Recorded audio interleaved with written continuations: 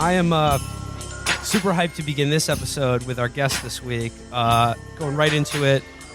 If you are familiar with Seinfeld, Curb Your Enthusiasm, Borat, or just comedy in general, you already know who the fuck it is. It's Larry Charles sitting in the trap today. Larry, how's it going? Hi, gentlemen. How are you? We're doing great. I use that term loosely, of course. So I gave a little bit of your CV, but while I was preparing to do the show, I found out something that I didn't know, which is that you were a writer and producer on the Dilbert animated series. Correct. And I was hoping you could share a little color about the genius himself, Scott Adams. Well, as I was telling you before, I believe that Scott he's an engineer, and all his mentality, all his philosophy is based on that. And that was okay for a long time. It got him where he needed to go. He made this prediction about Trump, and that sort of shifted his focus in life a little bit. And I think, you start to believe your own hype a little bit, and then suddenly you sort of are stuck in it. And I think that's sort of what's happening to him now. But he's a very brilliant guy, really. I mean, he does have some like genius mindset tips that you adopted yourself. Yes, he when we were doing Dilbert, he told me that he used to write 15 times a day. Dilbert will be a successful syndicated cartoon. While he was still an engineer, he did that for like 5 years, every single day, and eventually, indeed, Dilbert became a massive success. So when I was first doing Borat, when we first started like working on it, I started writing every day. Borat will be a international phenomenon. And I did it every day for all that time that we were preparing it, that we shot it, afterwards when we were editing it. And eventually it happened. But it was the only time it happened. So I can't tell if it was beginner's luck or coincidence or synchronicity or he was right and I haven't done it correctly since then, So, but that's what happened. Just like Sirhan. Yes, exactly. And he didn't even kill RFK and he still used it. So. Yeah. Well, Larry, you have a new series that just came out on Netflix called Larry Charles' Dangerous World of Comedy. It's a documentary series where you sort of travel around the world and meet people. And the premise is basically the world is super fucked up and scary. But sometimes, in spite of that, or maybe even because of it, the world is also extremely funny. Right. And you travel to various countries. And what I want to talk about is a theme that emerges is that laughter and humor are sort of a universal human experience. But like the human experience, there's nothing inherently moral or good about comedy. And a lot of the show we see normal everyday people in Iraq or Liberia or, war-torn countries that turn to comedy as a way to cope with a trauma or to even get back at the people who have terrorized them. However, for me as a viewer, many of the funniest moments on the show were not about good, everyday, normal people, but the actual horrible people who are terrorizing people. They also like comedy and find things that are funny. So, I mean, like, how did you feel about that dichotomy, like interviewing people who are victims of crimes and the people who have done them? Well, obviously you have a sixth sense of humor like I do. Yeah. So I was very curious about that. I thought it would be really, really interesting to talk to an ISIS member. And I put out these feelers and tried to get an ISIS person, which I did. I tried to talk to an al-Shabaab terrorist. I found one who was a defector. So I wanted to talk to those guys because for me, we see this kind of end result of terrorism. We see the violence, but we really don't know what happened beforehand. Like, what was it like growing up in your village? Even talking to the warlord from Liberia. You hear about the rituals that he had to undergo as a child because they thought he was some sort of wizard. And basically it was like sexual abuse, only it was done for these kind of weirdly primitive religious rites, So they all have kind of interesting backgrounds. They all have faces. They all have three-dimensional personalities. We tend to, in this country, make it very superficial. They're in black, they hate America, whatever it is. But actually a lot of them are kidnapped. Their parents or their families are killed in front of them. They grow up in a war zone with trauma all around them and horror all around them. And it seemed to me it'd be interesting to talk to them about that and find out a little bit more. And maybe that's a way to diffuse what eventually becomes terrorism. I mean, I think the interesting thing is that comedy is both a shield and a weapon. They're a Correct. shield and a weapon that anyone can pick up, including very evil, awful people. So let's talk about the bad guys. Yeah. The terrorists, the murderers, the Nazis, Right. the Brace Beldens, the biscuit granddads. Yes. The really evil people in this world. By the way, I should say I wrote to Ted Kaczynski, I wrote to Carlos the Jackal, I wrote letters to all of them saying I'd love to come and talk to you, and I didn't hear back. Well, But I haven't- Kaczynski had a very tight hour. yeah, it's true. It's true. They only get like 20 minutes outside or something. So it's- For some reason, I think that his humor is entirely knock-knock joke based. I don't know why. I just think that speaks to him for some he's reason. kind of an observational comic. What I if would say. what Ted Kaczynski, like the only comedy he's into, he just loves Steve Harvey. He's just like, this is the funniest the shit. the one worthwhile product of industrial society are those suits.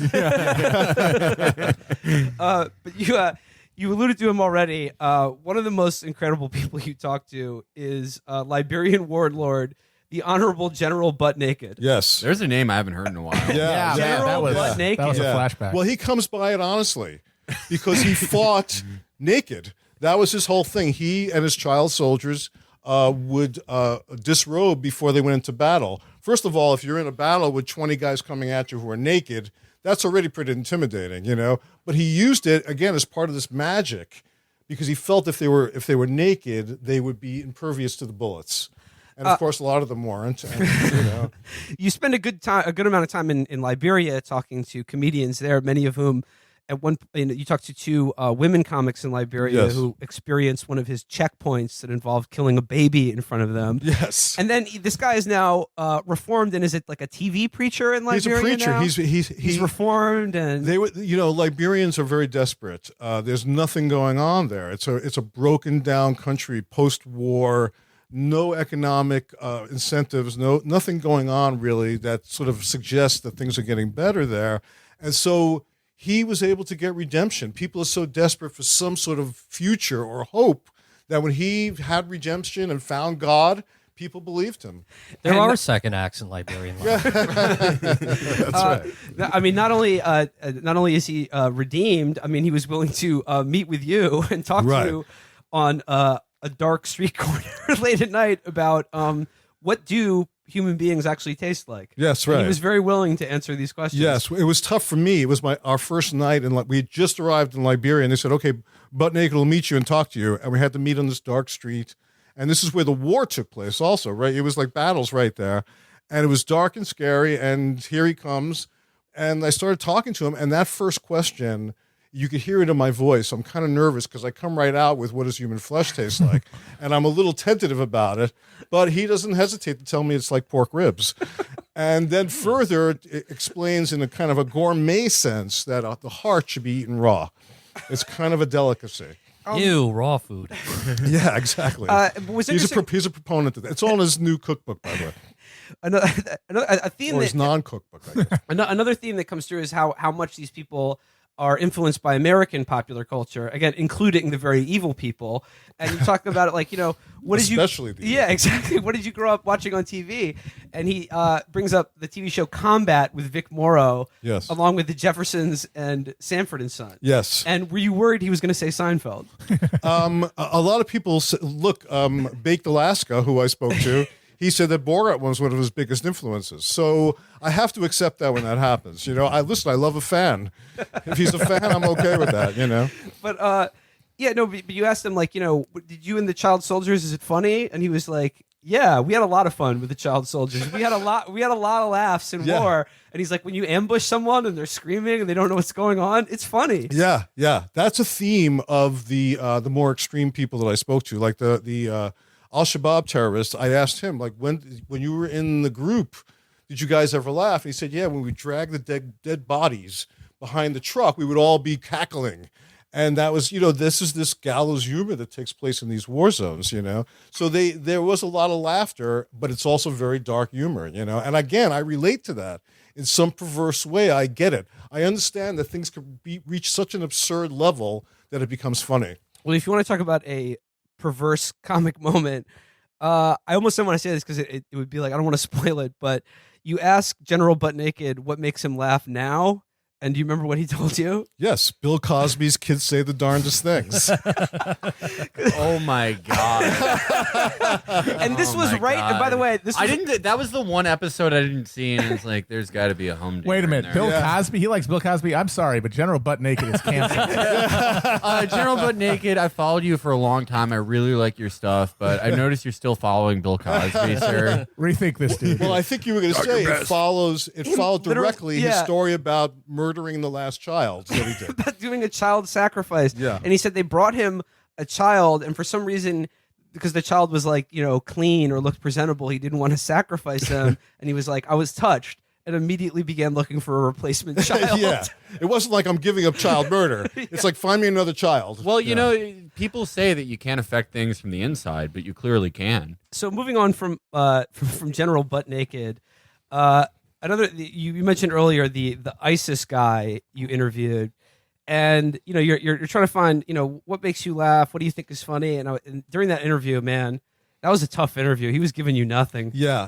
Well, that was a tough dying interview. out there. It was a tough one to pull off. The whole interview was tough to pull off. First of all, we went to Kirkuk, which is a really bombed out place where this ISIS prison is.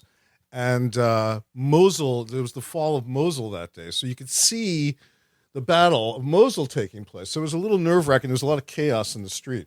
We went into the prison, and I had to, as part of the deal to talk to the prisoner, I had to talk to the general in charge of the prison, who was on camera as well. Yeah. And he winds up being a very flamboyant personality. He tells me a lot of dark stories about soldiers catching ISIS guys in dresses, pretending they had a baby, trying to escape, that kind of stuff. But when they brought the ISIS prisoner in, you have to keep in mind what you don't see on camera. And I just couldn't get my cameraman to do it really at that moment. There's like 20 guys with guns trained on him. I mean, he's standing there. He's in shackles, and there's 20 guys with guns around him. So I don't know how comfortable he was sort of being honest. Riffing? Yeah, riffing with me, exactly. And I tried to pull as much out of him, but it's true. He was very Well, did you terse. pay the zakat tax? Maybe that's what I forgot. I don't think they have a guide over there. But I think at one point you just was like, what's life like in the Islamic State? Is it funny? Not really. And then I think at one point you pull one thing out of him, and I think at one point he basically just says, "Sure, whom amongst us doesn't like to have fun?" Yes. Which is great. You see, that made you laugh. That's good. I knew John Kerry was an ISIS. But you talked to a guy in ISIS, you talked to an Al-Shabaab defector, and it struck me like that. ISIS has got to be like the most aesthetically committed to not being funny people on the planet. They're like anti-comedy, but not in the fun experimental sense. They're like comedy is antithetical to their sort of nihilistic, apocalyptic worldview. But they don't do very much. I mean, like a lot of people in the Middle East make fun of ISIS. It's a pretty common target for comedy. And there's not Try punching up for a change. Yeah, really. And you see that they're not that offended by it apparently. So they haven't really done all that much about people making jokes about them. They kind of expect it, and it's good publicity for them also. Yeah, and It reminds people how horrible they are. you Yeah. know? No such thing as bad press. Exactly. I think that's their attitude. First of all, they are master media manipulators, as we know. So they're not against getting attention. I was also interested in the contrast between one nihilistic genocidal death cult in ISIS and another in the alt-right here in America, which you profile in the race war episode. Because it was interesting because unlike those Islamic terrorist groups, the alt-right they're not funny, but they're extremely interested in comedy and jokes. They're Correct. very, very tuned into using jokes and comedy as propaganda for what they do. Well, I don't know. I've become skeptical that there's really much ideology behind it. I think really a lot of it is about pissing people off. Yeah. And that's what anti-comedy is, really. It's about pissing off what you perceive to be the power structure. And in the 60s, it was the radical left making fun of the majority power structure at that time, Nixon and that world. Now you have what is perceived to be a neoliberal establishment, and so the alt-right, who feel they're the oppressed victims, lash out by doing this kind of just nasty stuff to piss people off. And they think of it as humor, and it's not humor. I mean, like Andy Kaufman didn't make people laugh either. There is something conceptual about it, but it doesn't really make you laugh. And it is kind of a shield to protect them from being taken seriously as racists or whatever else.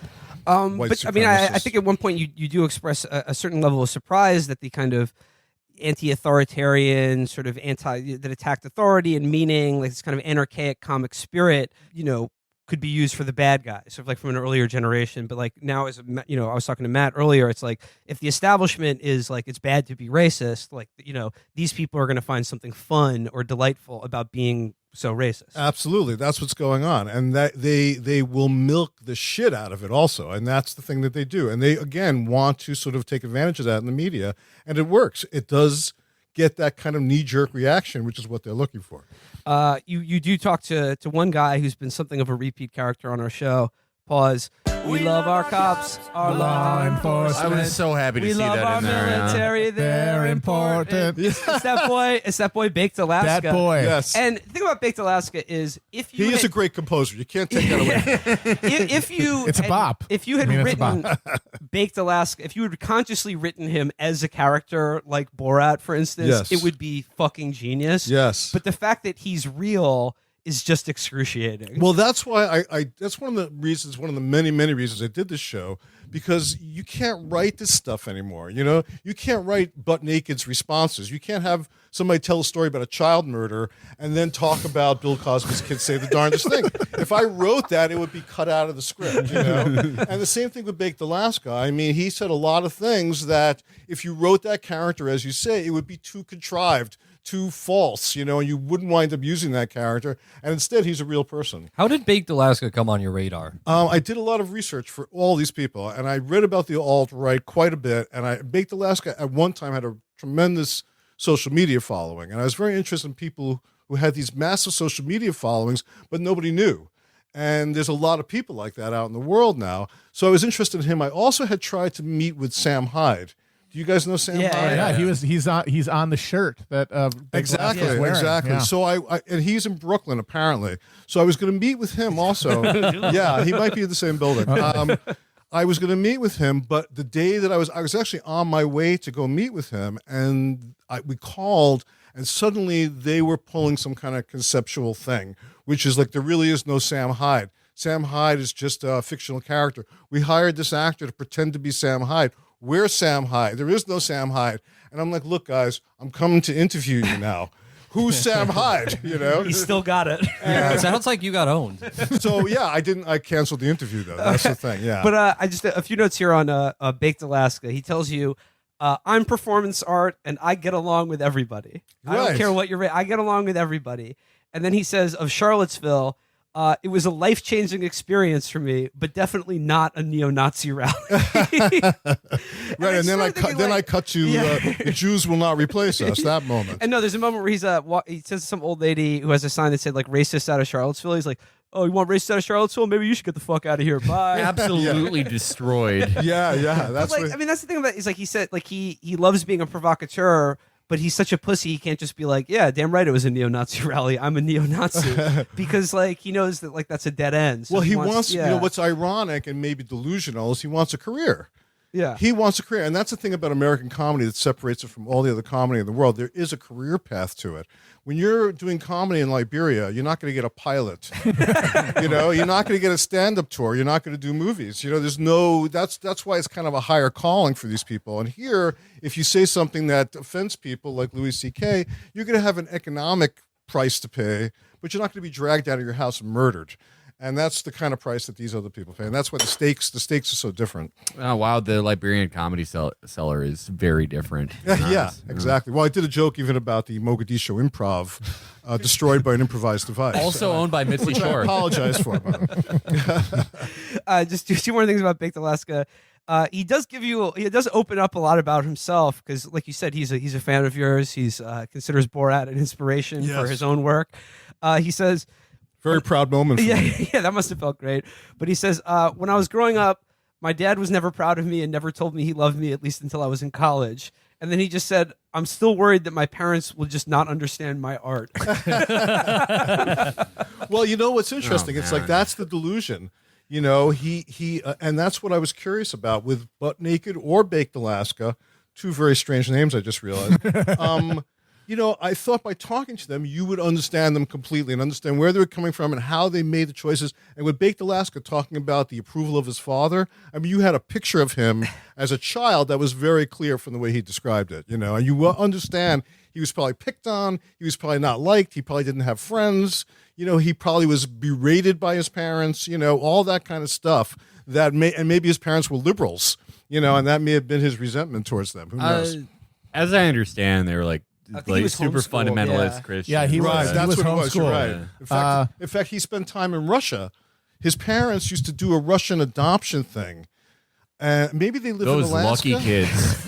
And so he has this whole weird Russian connection also. They used to adopt Russian orphans, his family, and they would live in the house with them. So he grew up around a bunch of Russian kids. His parents thought if you adopted a kid from Russia, you have to send one of yours over. Right. I think that was the They exchange. just dropped him off in Moscow. They've stopped that since Trump comes in. That's where they they got don't the have an crocodile exchange from. system anymore. But that makes sense though when you think about it as a guy who wants to be noticed and wants to be liked, but doesn't really have any talent.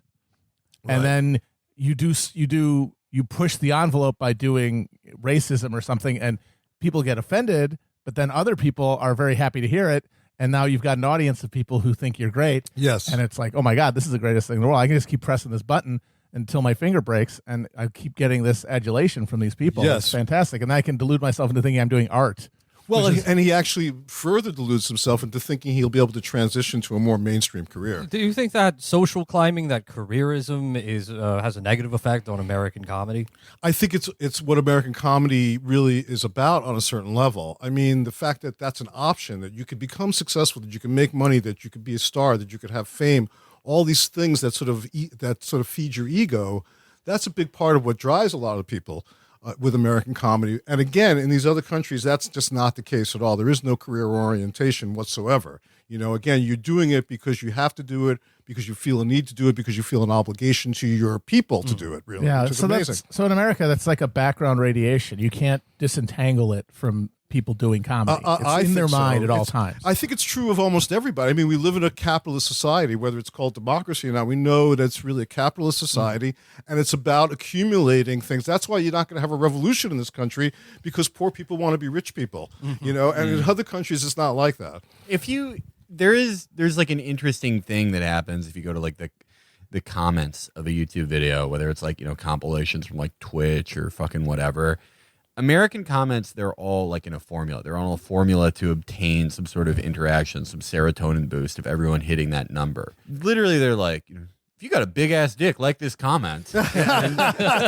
but Europeans, you laugh at them at first because it seems like they're 20 years behind. It almost seems like they're a little slow. And like a comment from a European on like really any social media, like replying to someone, like look at a picture of like a fucking model or like a hot actress or actor or someone. And you can spot the European comments because they're always like, "Wow, a beautiful girl and a great day. Have a nice Sunday. Cheers from Helsinki." Yeah. And it's like, are you fucking stupid? And then you're like, well, everyone on this thing is stupid. But that guy is, at least he's not trying to get anything out of it. He's not getting any fucking false serotonin boost by looking at the number go up and down. He's not like, check out my channel, I do dope videos. He's like, He's not on that grind. yeah, he's just a town dullard, but at least he's like purely enjoying himself. There is no transaction in that. Well, And, if I yeah. could to elaborate on that, one of my observations. First of all, I'm an angry person, okay, and American comedy is very, very angry. Yet we're a complacent society. We're kind of a relatively safe, secure society with a lot of angry people in it. I was shocked by the lack of anger around the world. That anger is not a driving force in a lot of people's comedy. Outrage might be, but not anger. People are not bitter behind the kind of experiences that they've had. A surprising amount of people just open-hearted, still hopeful, still optimistic, not looking to get anything out of it, not looking to get vengeance even, but really just sort of trying to use it to heal. I was struck by the lack of anger amongst, I would go into these countries angry at what I saw, but these people are used to it, I guess, and they want to change it rather than just be angry about it, which is a waste of their energy, I guess. What would you say? Like you said, outrage, but not anger. What would you say like the difference between like outrage and anger in comedy would be? Well, I think seeing hypocrisy and making humor about it, that's outrage. I think you use outrage that way to do something funny, make a satirical point, point out, illuminate the hypocrisy. That's fine. But anger is just like attack, random attack. And like you were saying before, a lot of it is punching down. Very little of it is really seeking the powerful targets. They're going for easy targets also. And that's a big part of angry humor too. It's like you just lash out. And a guy like Baked Alaska who does that has somewhat of a following, but a lot of comedy, a lot of modern comedy is fueled, including my own, by anger. And that's not the case around the world. As well, here in the United States, a lot of people, and we talk about this on the show a lot of people view comedy as an engine of social change or political change. So if think of all the liberals who adulate late night hosts and think, Seth Meyers, had a tight five about Trump today, and that's it. He's done for. And that I think that view of comedy's art as politics is fundamentally incompatible with creating art. I think you're right. I mean, I think most comedians don't want to jeopardize their career in America by crossing that line and really taking it on full force. And so they back off. And so, yes, you have a lot of humor at Trump's expense, but it means nothing. If anything, it feeds the beast, and he himself thinks he's a comedian as well, And so he is, a lot of what he says also, I believe, is him just trying to be funny and just super not funny. He's basically just at a roast. Yeah. It's like he died during that Comedy Central roast. This is like in his head as his brain is like losing oxygen. We're all inside of it. And now he's got the captive audience that he always wanted. Yeah. People who are forced to laugh. That really works for him. And his heckler is like Jim Acosta. Right. It fucking sucks. Yeah. What he's a no good. bad world. He's got nothing to come back with at all. Yeah. You go over the transgressiveness of the alt-right. Do you think that the left is or can be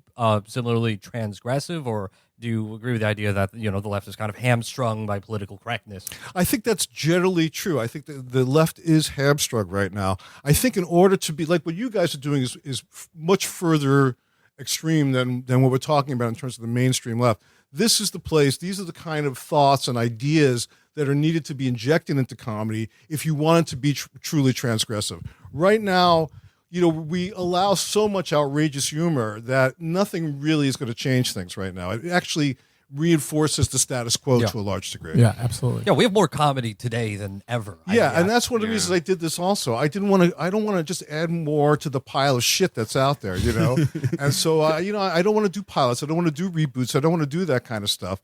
And I was trying to figure out what I could do that would have some urgency and cut through and be transgressive in an honest way. When you were younger, what were your main comic influences? Well, this'll maybe it'll surprise you, maybe it won't. But I would say that Woody Allen, when I was a kid, was the most important. He was Cut his mic.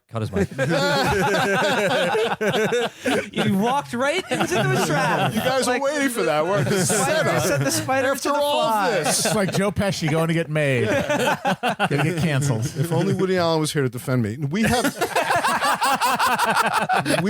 the same birthday, he and I, and he's from the same neighborhood, and he was somebody who knew nobody, knew nothing, and broke into show business by writing jokes. And basically, that was the career path that I took.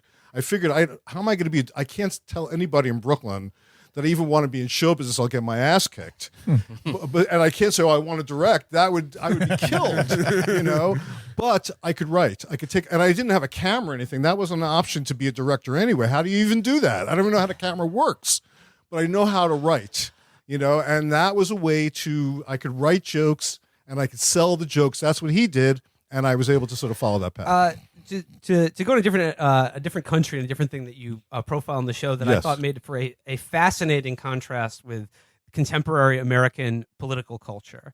And, comedy in America right now is going through a sort of a road to Damascus moment about the way it's treated, the easy jokes at the expense of gay people or minorities and women especially. And like the role of particularly like an overwhelmingly male-dominated field and how they treat women. You spend most of the last episode of this series in Nigeria, which has a huge like film and entertainment culture. It's like the Nollywood. Comedians are huge over there. Like yes. they it's a big business. They have sponsors, and they're on all over TV. Big comedic culture. Nigeria, how shall I put this, is probably the least woke comedic culture on the planet. Correct. And you spend a lot of time with these comedians who, again, are huge. They have endorsement deals, and I'm not exaggerating at all. Their material is like on stage, a stadium full of people. You know what's funny? Raping a woman. And I mean, It kills, by the way. It's like, it is perverse and absurd. And like, what was it like? Like, because you talk to these guys and you see them, and they seem like pretty smart, like, you know, cool. Definitely very people. self-aware people, and cool people they were. And you're right about it. Comedy in Nigeria is gigantic. Politicians cultivate the comedians to get their support. At first, I had done a lot of research on it. I knew that there was a rampant rape culture. There was tolerance of rape there. And so I knew that was going to be part of that discussion with the male comedians, particularly, and the female comedians, to see what their response was to it, because they're fighting back against it also. But so first I went in with tremendous judgments about it. I assumed that they were going to talk about it, and I wanted to sort of be critical of it and sort of confront them about it. But as I did that, and I did do that, I also started to think about America and American humor, and thinking that, not that long ago, we were making rape jokes. It was not a big deal to make rape jokes. We thought it was outrageous. It was crossing a line. People enjoyed it. It was an American staple for a while. And in movies, in stand-up, in television, the idea of rape in one way or another was used for humor constantly, just a few years ago. And now it's uncool, perhaps, but it's not that long ago that we were doing it. And that's when I realized this connectivity. We talked about months ago, or seems like years ago now, during the Kavanaugh hearings. Yeah. One of the defenses of Kavanaugh offered by columnist John Podhoretz was, if you remember the film Revenge of the Nerds, like the scene where they hook up in the bouncy castle, like you couldn't get away with that today. And back then it was a raunchy delight. And it was just like you're describing a rape scene. That's right. Yeah. That's right. Does it mean you can't get away with writing that, or you can't get away with doing it?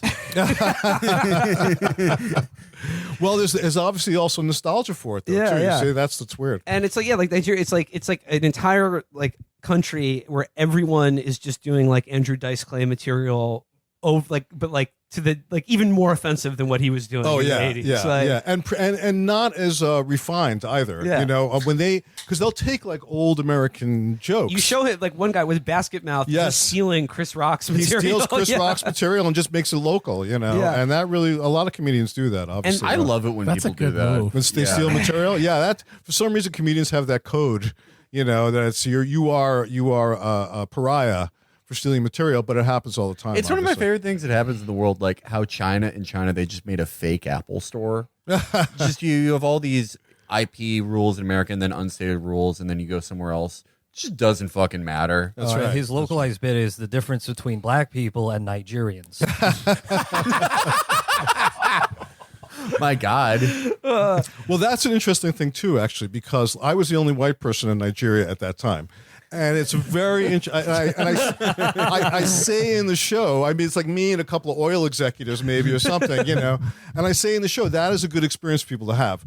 If you're a white person, go to an all-black country and feel what it's like to be the only one like you there. Become an oil executive, go to their country, and exploit their natural And resources. rape, right, that's where the rape comes from. They're raping the environment, though. But what I felt was fascinating when you were talking to the male comedians in Nigeria, and you're asking them about what do you think about like the fact that like every one of your punchlines is just about a woman getting raped? What I found interesting is even though like the culture, like the comedic culture and sensibilities is like vastly different from where America is now, they all sort of talked about it like American comedians, and it kind of so they're like they would say, oh, like this is awful. Of course, I don't support rape Yes. culture. But I have two daughters. They would use that kind of shit. At one point, someone said, like I'm using the rape in the context of pointing out how bad rape is. Yes. And it was just like, really? Right, and then I cut to the bit that he was talking about, which again is just a rape joke. Yeah. So yeah, I mean, you're absolutely right. Their justification and rationalization is very modern, but they still use the humor. They're not going to stop doing it. It's not like that. The conclusion that they reach from that is I won't do it anymore. They're not going to throw away their A material. And that's the bottom line for most comedians. They don't want to give up on a good joke. And you profile a comedian who is basically the host of like the Nigerian Daily Show. Correct. And he's like the sort of hip, young, sort of progressive comedian. But then like you show all his material, and then when you push him on that, he immediately is just like, I don't think women are oppressed at all. In fact, like they're more strong than men, and I think everyone's equal. He said to me, he first of all, he said, let me explain something to you. And I was like, okay. And he's like, who raises the men? The mothers. So he managed to come up with a circuitous logic in which women were at fault for the rape. Because women were the mothers who raised these children to become the rapists, And he had this whole kind of skewed logic about that, which I thought was really interesting, and I wanted to just let him play that out. But you also profile women comedians in Nigeria, Yes. and you said like they're pushing back against this in subtle ways, but still in a way that is sort of constrained. Like there's a kind of, they have to come at it at a kind of remove. They can't just come out and say, this is wrong and needs to stop, and it's disgusting. Right. They don't want to. I mean, look, the women comedians in all these countries are still very oppressed, and they have to navigate their way through a male-dominated world. The women in Saudi Arabia have the same issues. They can only go so far. And some of them accept those limitations, and some of them push against those limitations. I talked to a guy, by the way, in Saudi Arabia who's known as the Seinfeld of Saudi Arabia. What's the deal with June? Comedians in cars and no one else. That's right. That's right. No women. Yeah, exactly. And his wife, in fact, is a driving activist. She's one of the female driving activists. They've both been thrown in jail since I interviewed this guy. No, I've read this story. No, Yeah. yeah. He's This is actually a in jail fucking now. Crazy Disappeared. story. They're disappeared now. We don't know what happened to them. So that happens a lot too. Yeah. Speaking about another guy who's, I would say, not technically a bad guy, but he's certainly a comedic terrorist, and he may have been probably my favorite person that you profiled in this series. Can you talk about Boom Gang? Boom Gang. Yeah, Boom Gang. Well, again, I was looking for transgressive humor, and there's an example of transgressive humor in America. A young black guy walking into situations and committing a crime. I followed him on Instagram. I immediately, and like he's like the sort of a comedian for sort of the social media generation.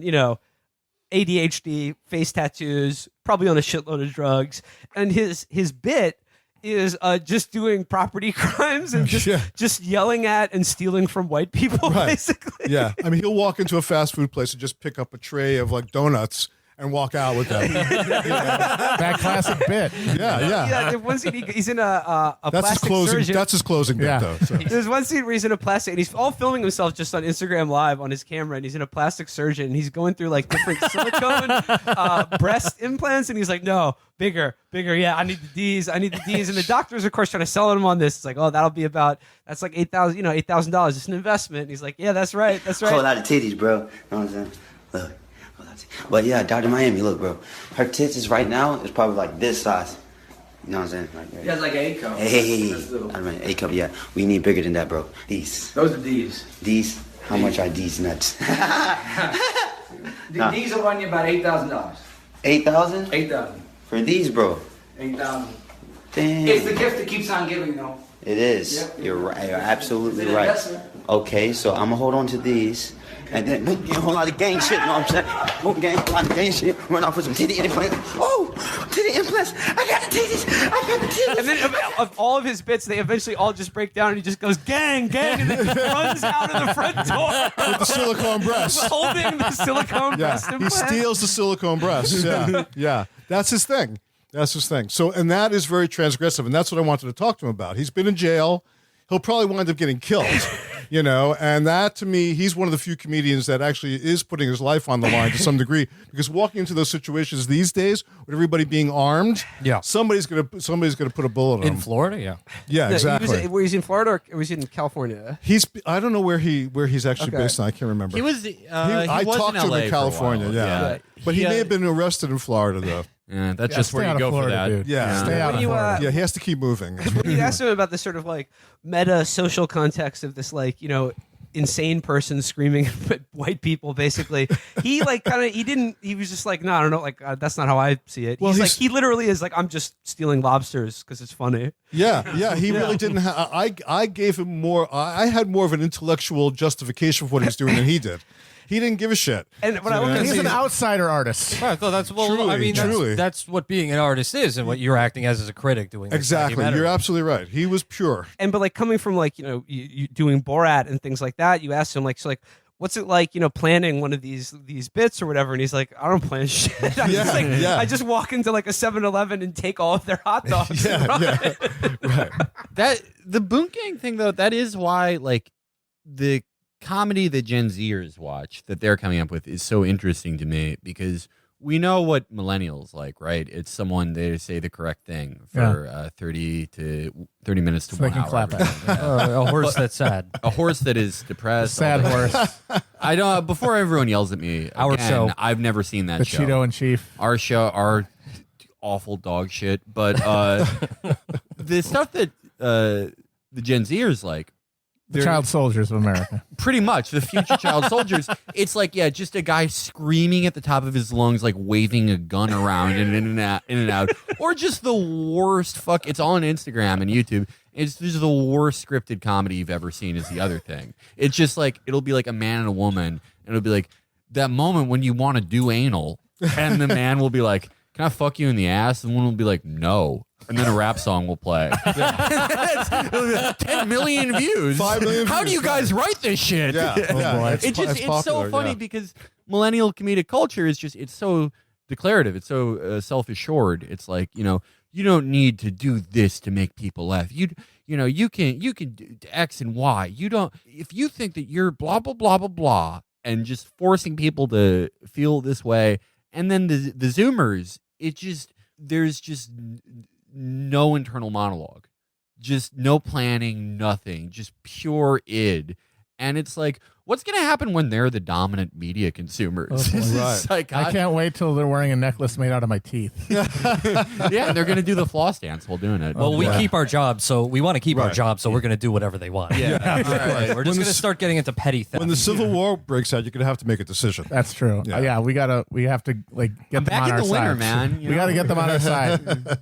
Is this what you like? Just eating Entenmann's donuts until you cry? There is a guy. There is a guy whose comedy is like he just like squeezes lemons into his own eyes.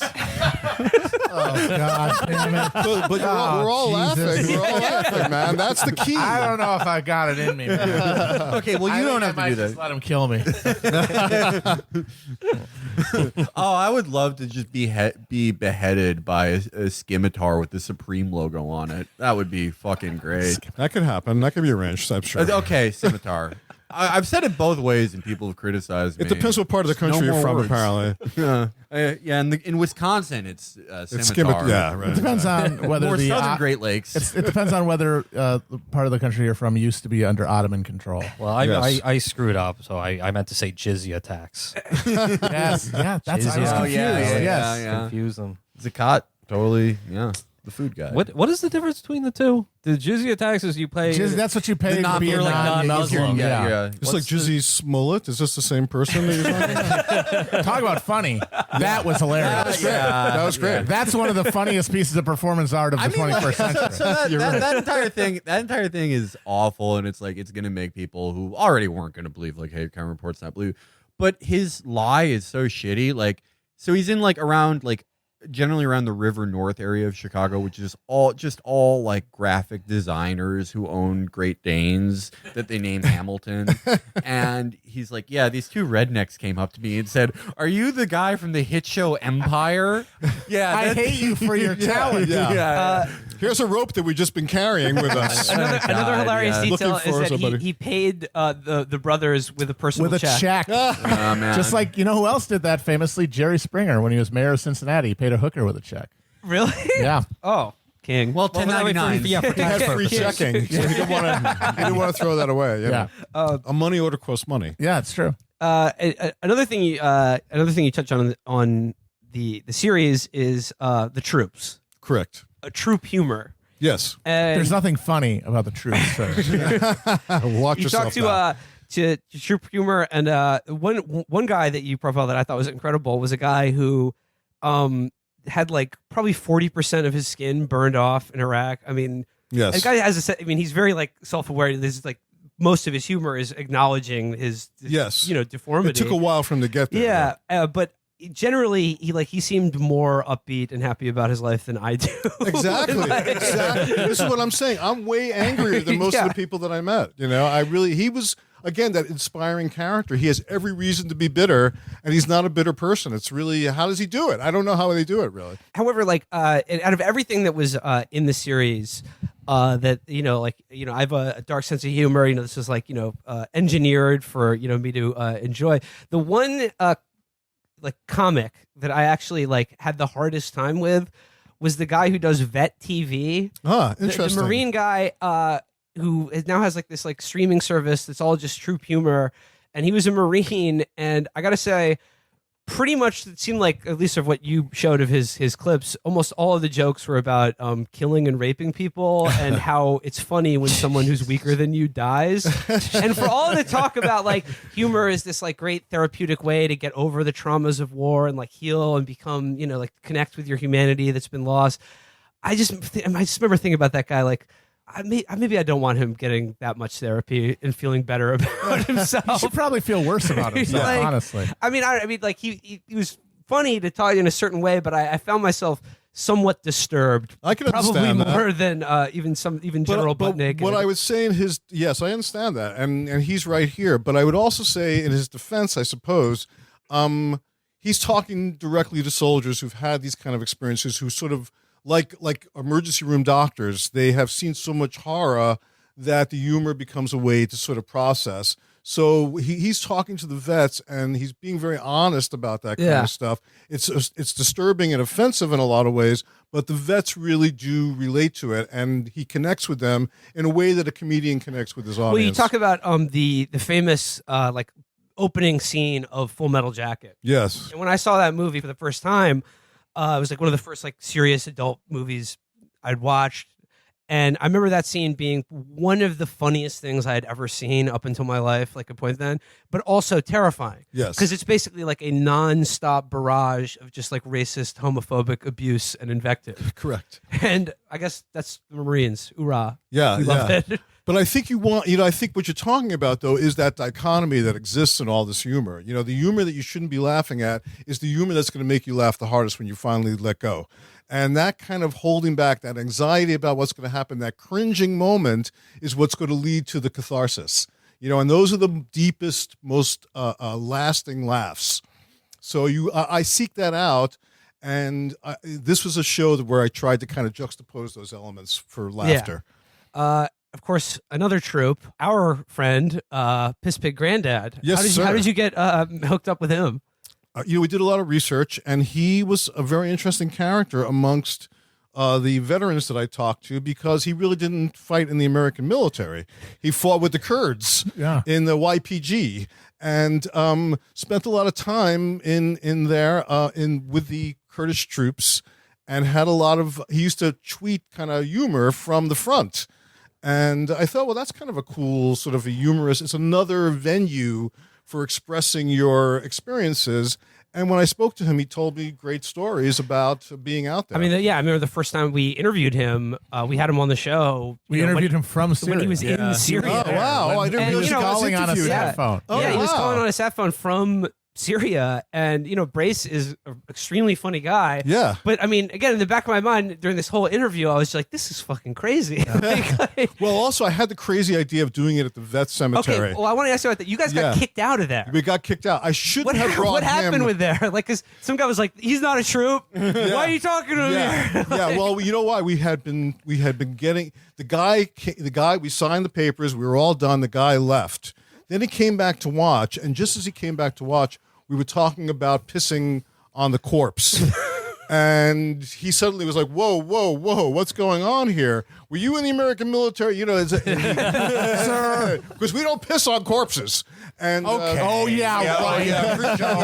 Absolutely. Yeah. Right. No, you give them Muslim sea berries. Yes, exactly. Yeah. Right, exactly. No, they never do that in Afghanistan. Yeah. Right. Kill team, what's that mean? Haven't you seen the photographs of Guantanamo? You should have started pulling that guy's card. You're claiming to be a troop, and Yeah, you've exactly. never exactly. pissed on a So body. he was probably the wrong person to bring to the cemetery.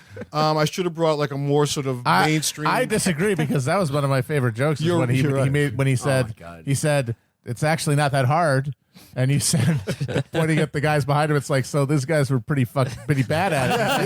Yeah, obviously. Yeah. Well, that was the great thing about Brace, was that we really were able to kind of riff. He's one of the few people that without his material, without all that stuff, I was able to kind of bullshit with him, and it was kind of fun, you know. Brace and it was good that we got kicked out ultimately. It was a nice part of the show. Brace is like probably one of the like top 10 or 5, I guess, like funniest guests we've ever had. Just like a naturally hilarious person. And I agree. yeah, the first time we talked to him, I remember like I think I thought what everyone did when he first, because I had followed him before. Yeah. He's a funny guy. But I remember just one day he posts like, guess I'm doing it, and it's just him in fucking Syria holding a dog, and I was always like, I was so worried for him the entire time, for as much of a parasocial connection you have to just someone that you follow on another website. Before I got to know him better, and then when we talked to him, he's just he's Brace. He's like, yeah, I finally got to jack off and like, all this stuff, and it's like, you know what? If anyone's gonna go, it's got to be a guy like that. Yeah. Kind He was of. very uninhibited about his background, how he got the name, everything. He's very. I thought he was cool and funny. How did he get the name Piss Pig, Granddad? He lived in San Francisco, and apparently they used to have some sort of festival there. I guess it was like an S&M or fetish festival or something, and a street festival. Folsom Street. Some kind of festival like that. And there's a guy who sits in a kiddie pool that has a T-shirt, and it says Piss Pig. And what he basically does is he guzzles piss. You come over to his little booth, which is the kiddie pool that he sits in, and you piss in his mouth. Now that's comedy. That is comedy. Well, That's what Rod Dreher dreams about every night. And Brace had the vision to go, that's a great stage name. My favorite thing that Brace posted while he was in the YPG was there's this hapless idiot on Twitter called Communism Kills is her screen name. And she posted this thing that was like, the heat just went out in my house. It's really cold. I'm scared. I don't know what to do. It's so cold in my apartment that even my blankets are too cold. I can't get warm. Yeah, you remember the reply. And then he's like, yeah, I'm in a communist bunker. We got tons of blankets. It's warm as hell, idiot. Yeah, he's good. Well, Larry, before you go, one of the things we do on the show is the reading series. We read an article that I find particularly humorous, and I was hoping you could partake in this week's reading series. Of course. But before we I thought do, we were gonna do no. But Oh, before we okay. do, I just have one last note about the odd ways in which comedy, humor, and fandom affect us all. I'm wondering if you're aware of the story about Alan Dershowitz giving Netanyahu a copy of the Palestinian Chicken episode of Curb Your Enthusiasm. I did not know that.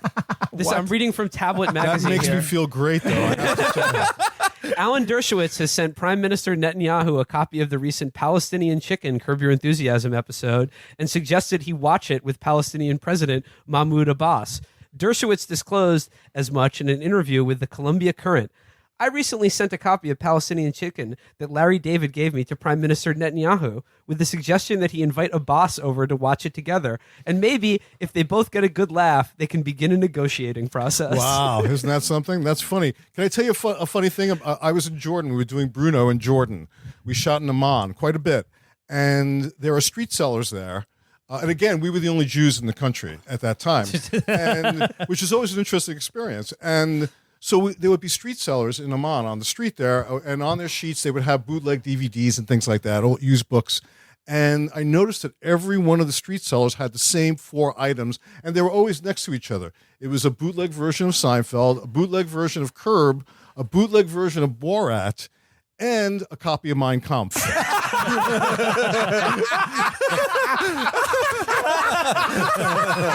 Oh, you're craziest character ever.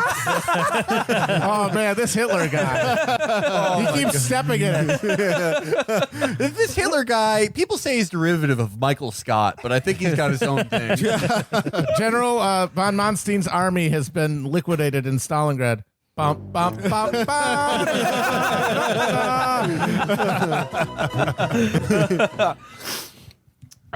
Well, that was from Tablet magazine, which is a perfect segue to the reading series, also from Tablet Magazine. Oh, I've been looking forward One to of the this best all week. Are you familiar with Tablet as an outlet? I have a sense of who It's they sort of, are. yeah, it's like sort of Jewish culture. Well, and, Tablet's the perfect name for it because what do boomers read all their articles on? Tablets, and that's Stone tablets. Like, yeah. Moses brought down 2 iPads from the mountain. They all had articles like the hidden Jewish side of Kareem Abdul-Jabbar, whoever the fuck is in these magazines. This is the most amazing article. Is there a hidden Jewish side of Kareem Abdul-Jabbar? So Tablet and Commentary and Forward, they're all these like Jewish identity mags from like the 40s and 50s, and they like ran out of shit like 30 years ago. So their only articles is like just trying to shoehorn cultural Judaism into things where they're like, the Jewish excellence of the Harlem Globetrotters. Why, Mad About You is the most Jewish show ever made. That type of shit. And then the other articles are just insane. They're just like, why Israel actually begins in Poland and ends in Beijing. And it's like, what the fuck? It's just the only 2 types of things. They're just like hard Likudism and just the weirdest fucking cultural takes I've ever seen. Maybe it's just called Crazy Jude magazine. This current article falls into the latter category, and it is titled "The Jews of the Canine World." Subhead: Pit bulls have been unfairly stereotyped as genetically dangerous monsters. Sound familiar? Such bad kid and so little of it. This is by Marjorie Ingall, and this is fun because just from the offset, it's the theme of this article is Jews are dogs, which is like that's good Middle Eastern comedy. Right off the bat, it's a strong concept. Yeah. So it begins. This is by Marjorie Ingall. And it writes here, who also wrote Little House on the Prairie, right? Wow. Is that the same person? No, that's Laura Ingalls Wilder. But Larry, would you believe it? Laura Ingalls Wilder in Little House on the Prairie gets referenced in this article. Wow. Talk about synchronicity. Come on. Dude, that's Scott Adams' genius she must be mindset. related, though. Yeah. She puts it in all her articles. So she begins, I've always loved dogs that look like pit bulls. Wide and smiling faces, goofy expressions, broad chests, sturdy bodies, short coats, enthusiastic tails. I grew up not knowing about dog fighting or about this breed's vicious reputation. My terror was reserved for German shepherds. My equally frightened little brother tremulously called them sheffers. Fucking idiot. But after That's a warm, heartwarming anecdote there. But after moving to New York, I came to understand that pit bulls are hated. My little East Village copy shop, where we got Josie's bat mitzvah invitations, has a big, short-coated, wide-chested, flat-faced dog behind the counter. His name is Curtis. He comes when you call and accepts head pats with dignity. But when I asked the owner, Santo, what kind of dog Curtis was, he hesitated. He's a mix, Santo said. Terrier, other things. Pit bull. He clearly was reluctant. Pit bull. He was clearly reluctant to say those 2 words. He thought I'd recoil. A friend had her family dog genetically tested, and when she discovered it had some pit bull lineage, she gave it away. Her kids sobbed, but what if the dog just lost it one day? That's what pit bulls do, right?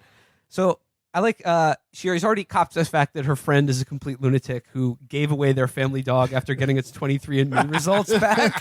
There's just like really burying the lead there. The 23andMe for the fucking dog. And she goes, and then none of this is, of course, true. And this is like the hook for this is a book. Well, the dog psychic predicted that would happen. So. The hook for this is a new book by someone called Bronwyn Dickey called Pitbull, Battle Over an American Icon, charts the evolution of pitbull stereotyping. In the late 19th and early 20th centuries, pit bulls were considered the family-friendliest dogs. Dogs that looked like them served in the Battle of Gettysburg and Normandy. Okay, if you're trying to make the case that these dogs aren't vicious killers, don't bring up the fact that they served in Gettysburg and Normandy. They're war dogs. What? They're like holding a gun in his teeth? What the fuck do you mean? They served. This is just like Brace, man. Come on. Don't question it. So he goes, Dickies' research was driven in part by her love for her dog Nola, a 38-pound pit bull with a caramel and white coat, pink nose, and eyes the color of honey. First of all, there's no 38-pound pit bull. That's small for a pit bull. That's way too small. They're twice that size. So people's anxieties about class, race, and crime are projected directly onto these animals. Pit bulls, meaning any dog that looks the way we think a pit bull looks, have been banned or restricted in over 850 U.S. communities, as well as the entire United Kingdom. There's actually, was it King George III exiled all the pit bulls Yes. from England? Put him on a put him on an island. push him off into the Wait for the tide. It English just channel. never ends. You know, Pit like bulls when- without representation. That's, He goes, Well, he owed them a lot of money. he goes, there are websites devoted to the evilness of pit bulls, calling them Frankenmaulers and mutants, among other worse names. What websites are these? What? how does this relate to the Jewish thing? Are they called well, see, Jews this- also? Yeah, we're getting there. Okay. this is what I don't we're building it understand up. because the stereotype about pit bulls is that they're vicious. It's like if they were the Jews of the dog world, it wouldn't be you're afraid that they're going to maul you. It's that they would evict you from your apartment.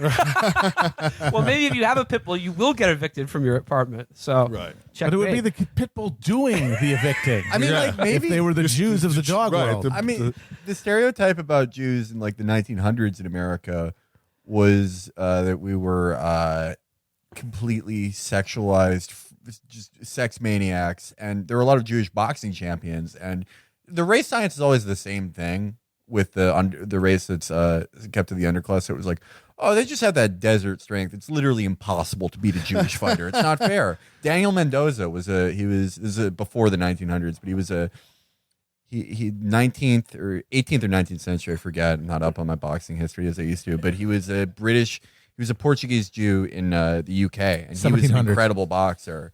But yeah, it doesn't seem to be the stereotype anymore. No, Hasn't no, been it for a kind of while. went away. Yeah, it's amazing how that could shift. Yeah. So, pit bulls have been called Frankenmaulers and mutants. And she writes here, just as there are a zillion websites devoted to the unsavory innate nature of the Jew. First, I Googled pit bull stereotypes. Then I Googled Jewish phrenology, which I really do not recommend. Lady, you're giving us internet instructions right now. Is this how you wrote? So first she Googled pit bull stereotypes, then Jewish phrenology to get like a good contrast. And then he says, of course, she speaks, of course, about Hitler and the Third Reich. Did you know that in addition to banning kosher butchery, he also banned Jewish possession of pets, what with Jews being inherently cruel? So Jewish pets were confiscated and put to death to save them and to keep Jews' pets' impure blood from tainting the blood of good German animals. Okay, I gotta say, not for nothing, this Nazi Holocaust shit is fucking wild. Wow. Where does it end? No one took "it's not the breed, it's the owner" further than Hitler. Yeah. But she continues, but eugenics wasn't confined to Nazi Germany. In America in the 1920s, Dickies points out, the executive secretary for the American Eugenics Society was a prominent veterinarian and breeder who called for fitter families for future firesides, in which humans were physically evaluated like livestock in formal shows held at Midwest county fairs. Oh my god, I love seeing the mayor of my town look at the underbelly of my big son. I love cool. that image of people being at like, we're giving you the blue ribbon for Yeah. he's the largest boy. lad in town. Oh my Isn't god. that sort of how a slave auction works? Yeah, it's sort of like kinda. that. On yeah. God, I've got the biggest nephew. So she can do nowadays. Oh, He here showed he up. is. He is? Oh, okay. Hey, buddy. Hey, how are you? It's Marty. It's Marty. Nowadays, people associate pit bulls with thugs. And the word thug, as we all know, is barely coded shorthand for young African American man. Truthfully, I thought she was going to say Jew.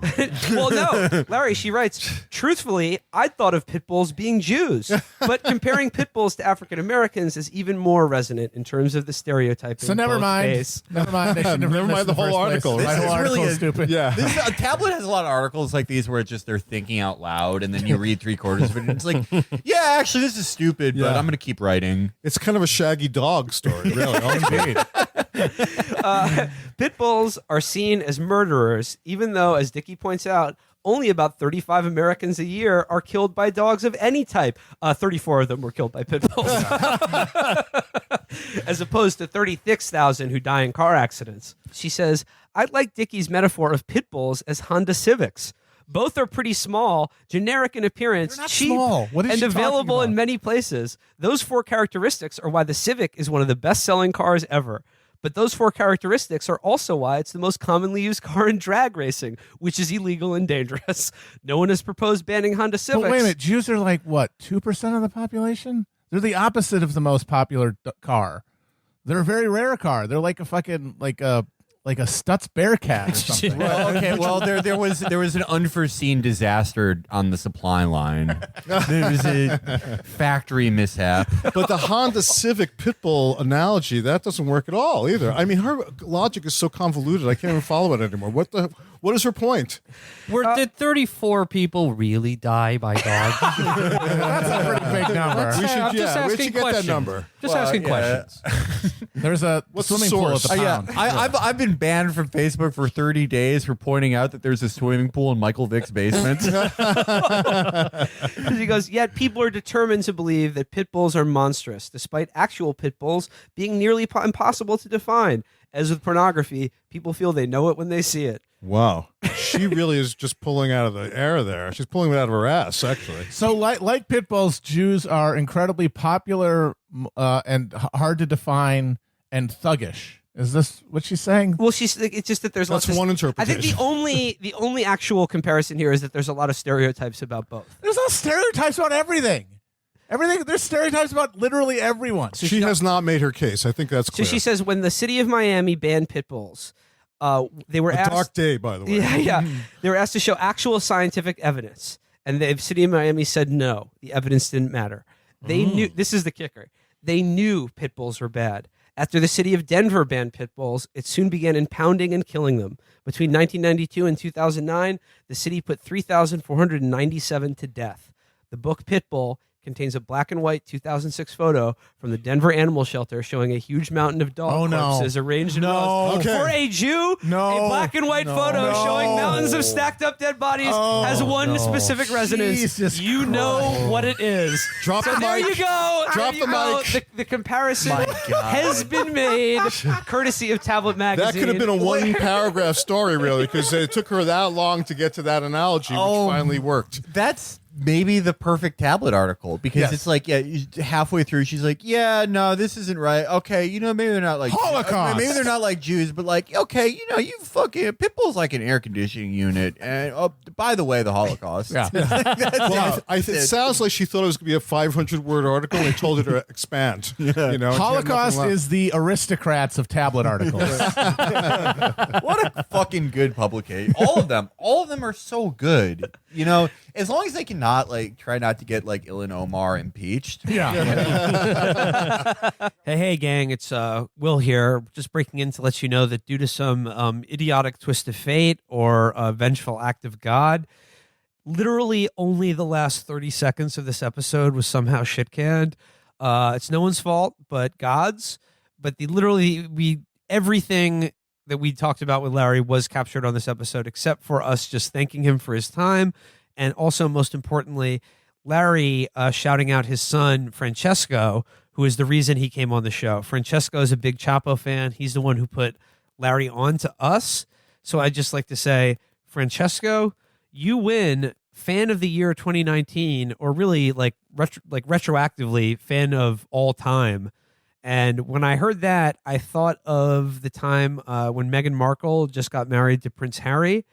And there was all these stories about how it was one of Meghan's friends who set them up on a date.